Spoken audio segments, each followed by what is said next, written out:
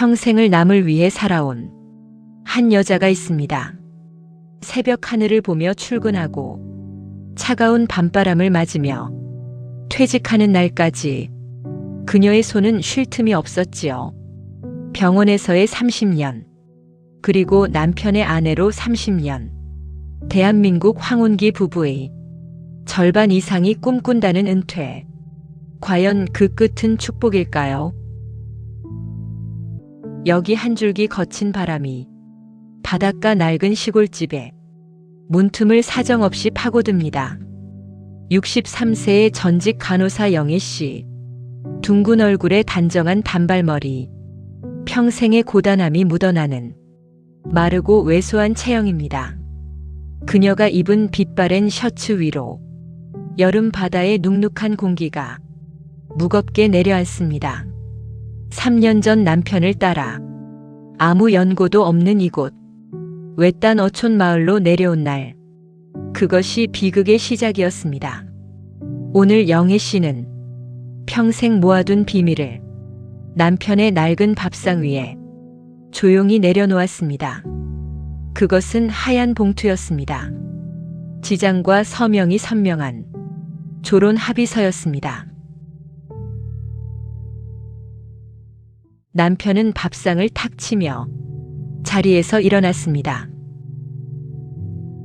남편 이정우 씨의 얼굴이 터질 듯이 붉어집니다. 66세의 전직 고위 공무원, 각진 얼굴에 매서운 눈빛, 희끗희끗한 포마드 헤어스타일, 풍채가 좋고 듬직한 체형에 여전히 빳빳하게 다려진 카라 티셔츠를 입고 있습니다. 체면을 목숨처럼 여기던 그에게 이 봉투는 날벼락이었습니다. 당신 지금 미쳤어? 내 나이가 몇인데 이 무슨 망신이야. 아내는 소리를 지르지 않았습니다. 그저 담담하게 남편의 거친 숨소리를 바라볼 뿐이었습니다. 정우 씨는 분을 참지 못하고 합의서를 쫙쫙 찢어 바닥에 내팽개쳤습니다. 종이 조각들이 두 사람의 세월처럼 사방으로 흩날렸습니다. 내가 평생 누굴 위해 일했는데 은퇴하니까 이제 내가 우스워? 사실 영애 씨는 간호사로 퇴직한 후 이곳 시골 마을에서 작은 꿈을 꾸었습니다. 소외된 어르신들을 돌보며 인생의 마지막 봉사를 멋지게 해내고 싶었지요. 액티브 시니어, 요즘 말로 당당하게 자신의 삶을 사는 여성이 되고 싶었습니다. 하지만 고향으로 돌아온 남편은 단단한 감옥이 되었습니다. 남편에게 아내는 그저 자신의 삼시세끼를 차려내고 수발을 들어야 하는 집안의 그림자였습니다. 정우 씨는 매일같이 종가집 장손의 위세를 떨치며 마을 사람들을 불러 모았습니다. 영애 씨의 굽은 등은 하루도 펴질 날이 없었습니다. 도시에서 급히 내려온 아들 민준 씨가 두 사람 사이에 섰습니다. 35세의 대기업 대리, 깔끔한 셔츠를 입은 전형적인 도시 청년입니다. 그는 어머니의 선언에 큰 충격을 받은 듯 했습니다. 자식의 눈에는 평생을 참아온 어머니보다 가족의 해체가 더 두려운 모양입니다. 엄마, 아버지 연세도 있으신데 조금만 참으시면 안 돼요? 저 장가갈 때까지만이라도요. 자식의 서운한 목소리가 영애 씨의 가슴을 비수처럼 찌릅니다. 가장 가까운 내 자식조차 나의 이 숨막히는 고통을 외면하고 있었습니다. 영애 씨는 주먹을 꼭 쥐었습니다. 이번만큼은 절대로 물러설 수 없었습니다. 참는 자에게 오는 것은 병든 육체와 지워진 이름뿐이라는 것을 누구보다 잘 알고 있었기 때문입니다. 정우 씨는 아들의 등장에 더욱 기고만장해졌습니다. 자신이 평생 일구어온 가정이라는 제국이 흔들리는 것을 용납할 수 없었지요. 그는 영희 씨의 간호사 가방을 거칠게 빼앗아 마당 한 구석으로 던져버렸습니다. 덜커덩거리며 흙바닥에 구르는 낡은 청진기와 혈압계. 그것은 영희 씨의 전부이자 유일한 자부심이었습니다. 그녀의 눈빛이 차갑게 가라앉았습니다. 내 집에서 내 돈 먹고 살면서 딴 마음 품을 거면 당장 이 집에서 나가. 남편의 마지막 폭언이 여름 바다의 파도 소리에 섞여 들어옵니다. 평생을 바쳐온 대가가 고작 이 차가운 마당 구석에 먼지더미란 말입니까? 영희 씨는 조용히 걸어가 흙 묻은 가방을 주워 올렸습니다. 그리고 남편을 향해 마지막 시선을 던졌습니다. 과연 이 부부의 앞날에는 어떤 무서운 진실이 기다리고 있을까요? 여름 해가 길어질수록 시골집의 거실은 얼음장처럼 차가워졌습니다. 정우 씨는 고향 친구들을 매일같이 집으로 불러들였습니다. 종가집의 장손이자 공무원 출신이라는 자부심은 그를 시골 마을의 왕으로 만들었지요. 66세의 남편 정우 씨는 각진 얼굴에 매서운 눈빛을 빛내며 희끗희끗한 포마드 헤어를 고치고 빳빳한 카라 티셔츠를 입은 채 거실 상념에 젖어 있었습니다. 반면 63세의 아내 영희 씨는 둥근 얼굴에 단정한 단발머리가 땀에 흠뻑 젖을 때까지 부엌에서 불을 지폈습니다. 마르고 왜소한 체형의 그녀는 빛바랜 셔츠 차림으로 하루 종일 무거운 녹그릇을 닦고 남편 친구들의 안주를 날랐습니다. 허리가 끊어질 듯 아파도 누구 하나 알아주는 이 없었지요. 모두가 떠난 깊은 밤, 영희 씨는 부엌 구석에서 식어버린 찬밥을 물에 말아 새우젓 하나로 끼니를 때웁니다. 눈물이 밥그릇 안으로 소리 없이 떨어집니다. 정우 씨의 목소리가 부엌 문을 거칠게 넘어옵니다. 남편은 친구들 앞에서 자신의 위세를 과시하고 싶을 때마다 아내를 깎아내리곤 했습니다. 안주가 왜 이리 짜냐? 친구들 보기 부끄럽게 정말 이럴 거야? 영희 씨는 마른 손수건으로 손을 쥐어짜며 거실로 향했습니다. 친구들의 시선이 따갑게 꽂혔습니다. 평생 병원에서 수많은 환자의 생명을 돌보던 베테랑 간호사가 이제는 짠맛 하나 맞추지 못하는 무능한 노인 취급을 받습니다. 정우 씨는 아내의 낡은 옷차림이 자신의 체면을 깎는다고 믿었습니다. 동네 부녀회장 집은 옷도 잘 입던데 당신은 왜 맨날 그따위 옷만 입고 다녀? 남편의 무심한 칼날 같은 말이 가슴뼈 사이에 깊숙이 박힙니다. 40대와 50대를 치열하게 버텨낸 보상이 겨우 이 눈물밥과 비난인가 싶어 영희 씨의 입술이 가볍게 떨립니다. 다음 날 아침, 영희 씨는 가방을 챙겼습니다. 흙 묻은 청진기를 닦아넣고 마을 보건소로 향하는 길, 바닷바람이 단발머리를 흔들지만 그녀의 발걸음은 한결 가벼웠습니다. 보건소 문을 열자 어르신들의 환호성이 터집니다. 그곳에서 그녀는 비로소 김영희라는 자신의 진짜 이름을 찾을 수 있었습니다. 김 선생님, 선생님이 와주니 살맛이 나네. 고마워요. 영희 씨의 둥근 얼굴에 오랜만에 부드러운 미소가 번집니다. 거동이 불편한 독거노인의 거친 손을 잡고 혈압을 잽니다. 그녀의 마르고 왜소한 체구는 이곳에서만큼은 누구보다 크고 든든한 거목이 되었습니다. 이것이 영애 씨가 꿈꾸던 은퇴 후의 당당한 삶이었습니다. 누군가에게 여전히 필요한 존재라는 그 뜨거운 감각이 그녀를 다시 숨쉬게 했습니다. 행복한 시간은 길지 않았습니다. 마당에 들어서는 영희 씨를 정우 씨가 가로막았습니다. 그의 손에는 아내의 가방이 위태롭게 들려 있었습니다. 남편은 아내의 독립적인 활동이 자신의 권위에 도전하는 반란이라 생각했습니다. 남들이 보면 내가 당신 굶기는 줄 알아. 당장 그 가방 때려치워. 정우 씨는 아내의 가방을 마당 바닥으로 던져버렸습니다. 털썩하는 소리와 함께 지퍼가 열리며 청진기가 흙바닥에 나뒹굴었습니다. 평생의 자부심이 남편의 발 아래에서 먼지를 뒤집어 썼습니다. 영애 씨는 가만히 멈춰 섰습니다.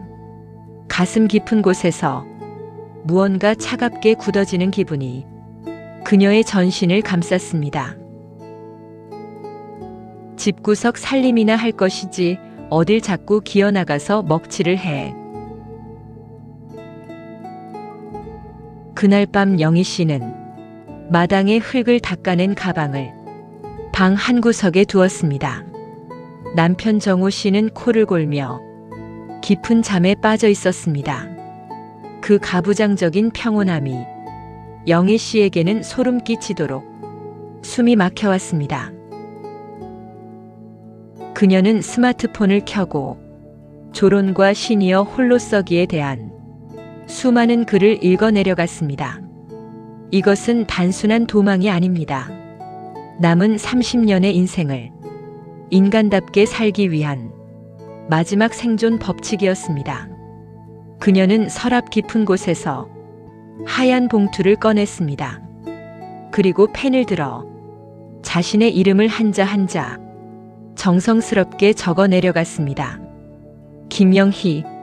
지장 위에 찍힌 붉은 인경이 어둠 속에서 유난히 붉게 빛나고 있었습니다. 과연 이 하얀 봉투를 마주한 남편의 내일은 어떤 모습일까요? 부부라는 이름의 이 무거운 사슬은 끊어질 수 있을까요? 마을에 낯선 외지인이 찾아왔습니다. 영애 씨의 이종 사촌 동생인 45살의 강만수였습니다. 그는 날카로운 눈매를 가졌고 기름진 올백머리를 하고 있었지요.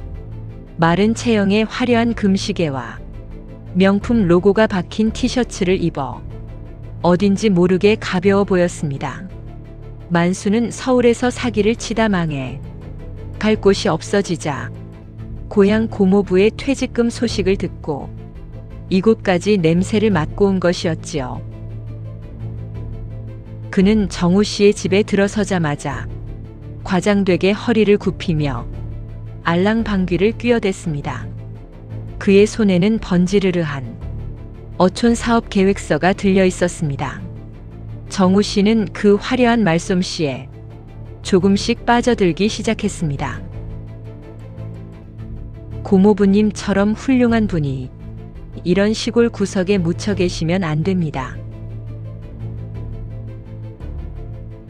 만수는 정우 씨의 가부장적인 성향과 명예욕을 단번에 파악했습니다. 퇴직 후 권력을 잃고 소외감에 목말라 하던 정우 씨에게 만수의 제안은 가뭄의 단비 같았지요. 각진 얼굴의 정우 씨는 매서운 눈빛을 반짝이며 희끗희끗한 포마드 헤어를 만졌습니다. 빳빳한 카라 티셔츠를 고쳐 입는 그의 풍채 좋은 몸집에는 다시 힘이 들어가기 시작했습니다. 요즘 국가에서 밀어주는 어촌 뉴딜 사업인데 고모부님이 총대를 매셔야 합니다. 만수는 정우 씨의 잔을 채우며 눈빛을 번득였습니다. 그는 정우 씨의 평생 퇴직금과 조상 대대로 물려받은 바닷가 땅을 통째로 삼킬 계획이었습니다. 영애 씨는 부엌 문틈으로 그 모습을 바라보며 불길한 예감에 사로잡혔습니다. 그녀의 직감은 단 한 번도 틀린 적이 없었기 때문입니다. 만수는 영애 씨를 눈엣 가시로 여겼습니다. 간호사 출신의 꼼꼼하고 이성적인 태도를 가진 아내가 자신의 사기 행각에 큰 걸림돌이 될 것을 알아챘기 때문이지요. 만수는 정우 씨가 홀로 마당에 서서 바다를 볼 때 슬그머니 다가갔습니다. 그리고 뱀처럼 차가운 목소리로 거짓말을 뱉어내기 시작했습니다. 고모부, 요즘 고모가 마을 보건소 젊은 소장이랑 자주 웃으며 대화하더라고요. 그 말은 정우 씨의 가슴에 질투와 열등감의 불을 질렀습니다. 안 그래도 아내가 밖으로 도는 것이 마음에 들지 않던 참이었지요. 만수는 멈추지 않고 더욱 깊은 독을 불어넣었습니다. 마을의 소문이 아주 흉흉합니다. 고모부 명예에 금이 갈까 걱정입니다. 정우 씨의 각진 얼굴이 분노로 사정없이 일그러졌습니다. 정우 씨는 사실 확인도 하지 않은 채 집 안으로 거칠게 들이닥쳤습니다. 그는 영애 씨가 소중히 아끼던 메디컬 가방을 바닥으로 걷어찼습니다. 둥근 얼굴에 단정한 단발머리를 한 영애 씨는 거실에 서서 그 모습을 멍하니 바라보았습니다. 마르고 왜소한 그녀의 체구 위로 남편의 거대한 고함 소리가 사정없이 쏟아졌습니다. 당신 나이 먹고 밖에서 무슨 짓을 하고 다니길래 내 귀에 이런 말이 들어와. 영애 씨는 평생 환자들을 위해 부끄럼 없이 살아왔습니다. 가장 믿어야 할 남편이 사기꾼의 이간질에 놀아나 자신을 더러운 불륜녀로 모함하다니 기가 막혀 눈물도 나오지 않았습니다. 영애 씨는 빳빳한 카라 티셔츠를 입고 소리를 지르는 남편을 향해 차갑고 매서운 눈빛을 보냈습니다. 당신 정말 이 정도밖에 안 되는 사람이었나요? 정우 씨는 아내의 당당한 태도에 자존심이 더욱 상했습니다.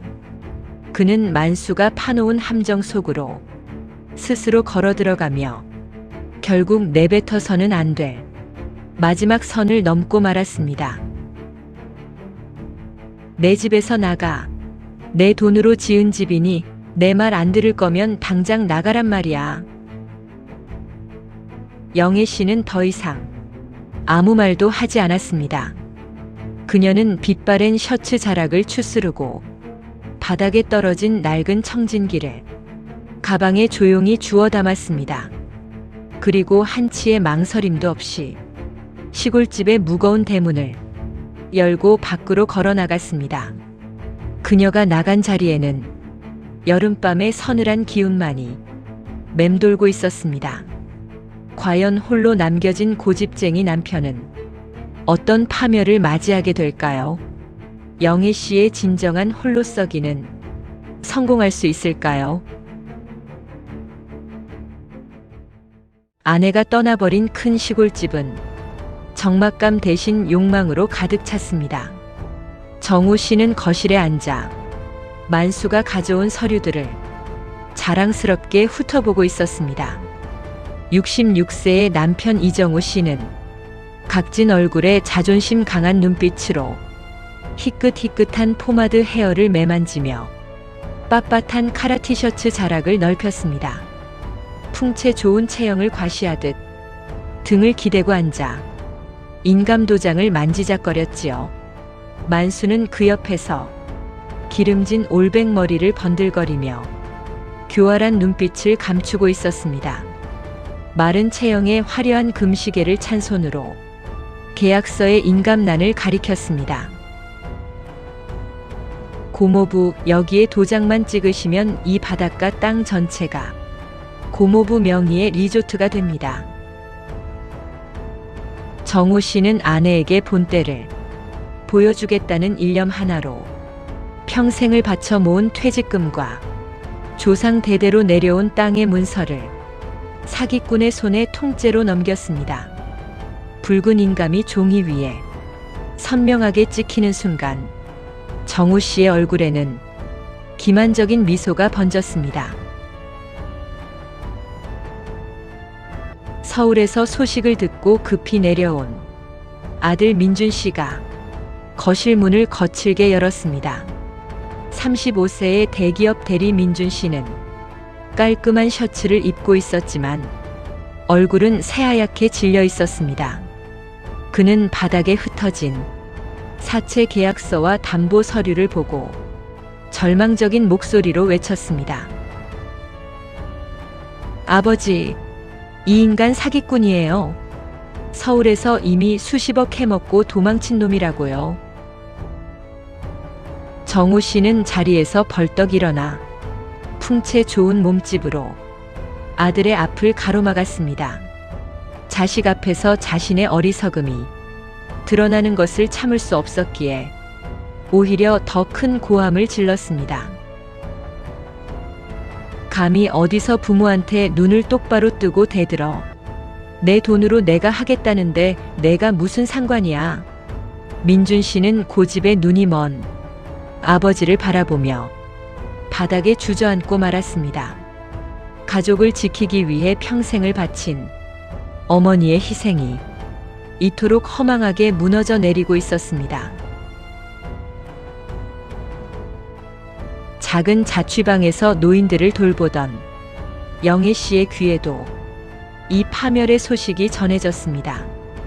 보건소로 찾아온 마을 이장이 정우 씨의 조상 땅이 사채업자에게 넘어갔다는 이야기를 전해준 것이었지요. 63세의 아내 김영애 씨는 둥근 얼굴이 굳어진 채 단정한 단발머리를 쓸어 올렸습니다. 마르고 왜소한 체형이었지만 그녀의 눈빛만큼은 과거 병원 원무과와 수술실을 지휘하던 베테랑의 날카로움이 살아났습니다. 영희 씨는 빛바랜 셔츠 자락을 여미고 만수가 남긴 가짜 계약서들을 하나씩 분석하기 시작했습니다. 간호사 특유의 치밀함으로 만수의 대포 통장 번호와 도주 경로를 알아내는 데는 그리 오랜 시간이 걸리지 않았습니다. 비록 남편과는 조론을 선언했지만 가정을 파멸로 몰고 가는 악인을 그대로 두고 볼 수는 없었습니다. 여름 비가 무섭게 쏟아지는 어두운 밤의 바닷가 포구였습니다. 만수는 가방에 현금을 가득 채운 채 도주용 배에 오르려 했습니다. 그 순간 어둠 속에서 전조등 불빛이 만수의 눈을 비추었습니다. 영애 씨가 경찰과 함께 그의 앞을 가로막은 것이었습니다. 만수는 날카로운 눈매를 굴리며 기름진 올백머리를 빗어넘겼습니다.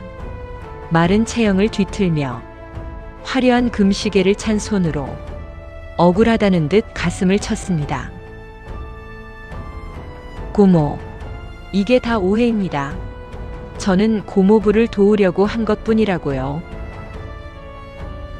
만수는 무릎을 꿇고 가짜 눈물을 흘리며 애원했습니다. 하지만 영희 씨는 흔들리지 않고 그의 앞에 다가가 만수가 숨겨둔 이중 계약서와 위조된 인감증명서를 경찰에게 차분히 건넸습니다. 사기꾼의 추악한 연극이 끝나는 순간이었습니다. 모든 사기 행각이 밝혀지고 만수가 연행된 후 정우 씨는 텅 빈 거실에 홀로 남겨졌습니다. 평생 쌓아 올린 공직자의 명예와 퇴직금 그리고 조상의 땅까지 모두 날아가 버린 처참한 현실이었습니다. 정우 씨는 바닥에 주저앉아 풍채 좋은 몸을 떨며 어린아이처럼 통곡했습니다. 자신의 눈먼 고집과 아내를 향한 무자비한 폭언이 결국 자신을 파멸로 이끌었음을 뒤늦게 깨달은 것이지요.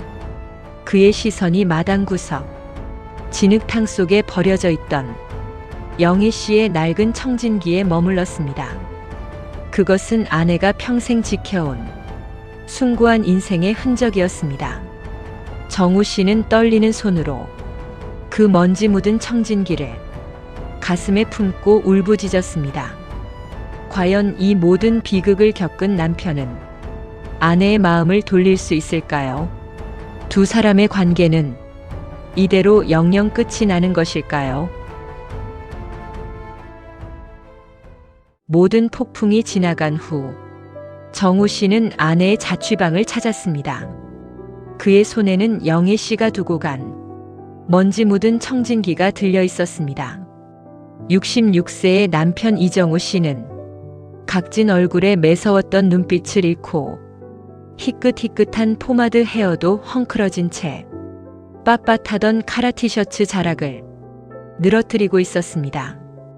풍채 좋은 체형이 무색할 정도로 어깨가 푹 꺾여 있었지요. 그는 문이 열리자마자 고개를 깊숙이 숙였습니다. 평생 장손이자 공직자로 군림하던 그 가부장적인 자존심은 어디에도 찾아볼 수 없었습니다. 그는 떨리는 손으로 청진기를 영애 씨에게 내밀었습니다. 영애 씨, 내가 정말 미안했소. 집으로 돌아와 주면 안 되겠소? 내가 평생 속죄하며 살겠소. 63세의 아내 김영애 씨는 남편이 가져온 청진기를 조용히 받아주었습니다. 둥근 얼굴에 단정한 단발머리를 한 그녀는 빛바랜 셔츠 차림으로 테이블 앞에 단정하게 앉았습니다. 마르고 왜소한 체형이었지만 그녀의 눈빛은 그 어느 때보다 단단하고 깊은 고요를 담고 있었지요. 영애 씨는 남편의 일그러진 얼굴을 피하지 않고 똑바로 바라보았습니다. 그리고 낮고 차분한 목소리로 자신의 뜻을 전했습니다. 당신의 그 사과는 기쁘게 받을게요. 하지만 나는 그 집으로 돌아가지 않아요. 정우 씨의 눈동자가 큰 충격으로 흔들렸습니다. 한번 짓밟힌 영혼은 눈물 몇 방울로 쉽게 치유되지 않는다는 것을 영애 씨는 너무나 잘 알고 있었습니다. 영애 씨는 자리에서 일어나 남편의 거친 손 위에 자신의 마른 손을 포개었습니다. 원망과 미움의 찌꺼기는 이미 바다에 다 씻겨보낸 듯 그녀의 표정은 온화했습니다. 우리가 부부로 산 세월은 참 소중해요. 하지만 남은 인생은 각자 온전한 나로 서서 서로를 응원하는 친구가 되었으면 좋겠어요. 그것은 가정을 파괴하는 이혼이 아닌 서로의 고독과 삶을 존중하는 진정한 의미의 조론이었습니다. 남편을 구속하지 않고 자신 또한 구속받지 않는 새로운 관계의 시작이었습니다. 정우 씨는 아내의 따뜻한 손길에 결국 고개를 끄덕였습니다. 아내를 소유물로 여겼던 자신의 지난 날을 참회하며 그녀의 독립을 인정하기로 했습니다. 시간이 흘러 어느 여름날, 동해안의 작은 보건소 앞마당입니다. 영애 씨는 흰 위생복을 입고 메디컬 가방을 든 채 당당하게 걸어 나오고 있었습니다. 둥근 얼굴에는 자신감이 넘쳤고 단정한 단발머리가 바람에 날렸지요. 그녀의 뒤편으로는 남편 정우 씨가 정성껏 가꾼 작은 텃밭이 보였습니다. 정우 씨는 이제 집안을 어지럽히던 술상을 차리지 않습니다. 스스로 밥을 지어 먹고 아내의 일터를 방해하지 않는 법을 천천히 배워가고 있었지요. 두 사람은 주말마다 만나 바다를 바라보며 커피를 마십니다. 따로 살아가지만 가장 위급할 때 서로의 구원자가 되는 아름다운 동반자가 되었습니다. 오늘도 동해안의 푸른 바다는 거센 파도를 치며 흐르고 있습니다.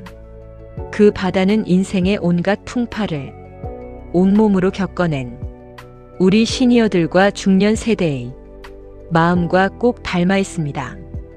젊은 날의 사랑은 뜨거웠지만 황혼의 사랑은 서로의 거리를 인정하고 존중하는 데서 시작합니다. 누구의 아내로 누구의 남편으로 자신을 지워가며 버티고 계신가요? 이제는 당신의 진짜 이름을 찾고 당당하게 홀로 서도 괜찮습니다. 인생의 마지막 장을 가장 나답게 꽃 피울 당신을 위해 이 바다가 깊은 위로를 건넵니다. 당신의 남은 모든 날들을 진심으로 응원합니다.